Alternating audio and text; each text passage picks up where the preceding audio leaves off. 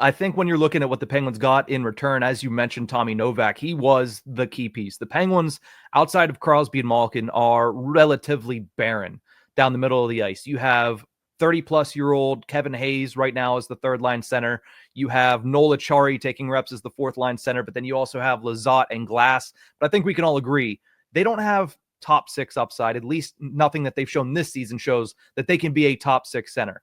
Tommy Novak is a guy who, as I mentioned, despite the fact that he was playing on the 30th team in the NHL, he was a number one center on a team that had, Stamkos is playing the wing, but if they needed Steven Stamkos, he could be the top line center.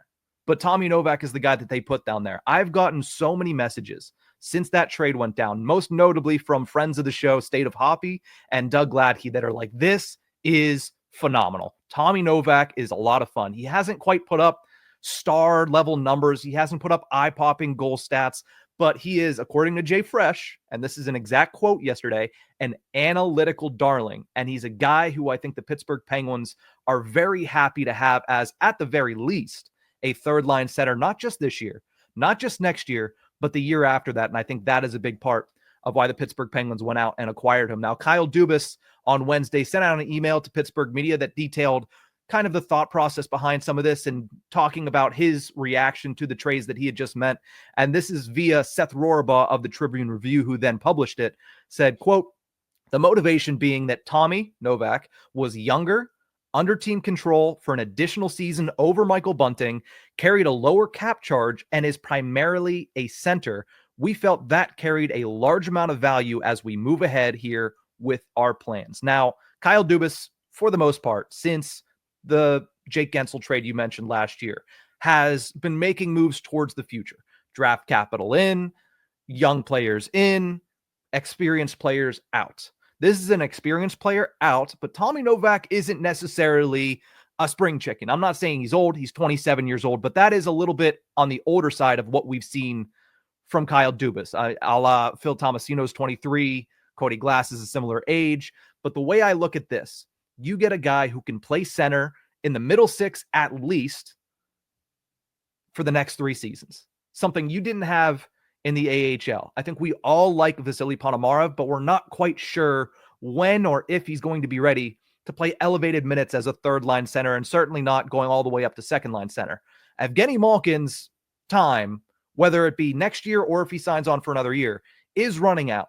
So as we talked about, I believe it was a couple weeks ago, at some point, you might want to address who could step in for him afterwards. Maybe not who's going to be the next star second-line center, but somebody that can actually fill that role. That player wasn't in the organization. I believe it is now with the acquisition of Tommy Novak.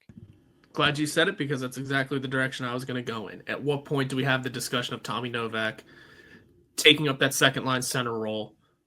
Could it be next season? Could it be the season after? Like I said, even with Malkin still on the roster, does he bump to 3? Does he move to a wing? These are all conversations that, whenever I said a minute ago that the offseason and the training camps are going to be entertaining, that's part of the entertainment. Is Tommy Novak going to usurp that role in a good way, in a positive way for the team and for Malkin? Not in any way saying Evgeni Malkin is bad or demoting him, but just getting that new position set up, especially as the team tries to build a bit for the future. Yeah, he's 27, but having that extra year of control over Bunting and having, for what it's worth, 27 on a Penguins roster is a spring chicken, man. That's he's got another decade on this team if all goes right. So it's the future. It's essentially a pick for bare minimum the next couple of years down the line, maybe the first year or two after the Crosby Malkin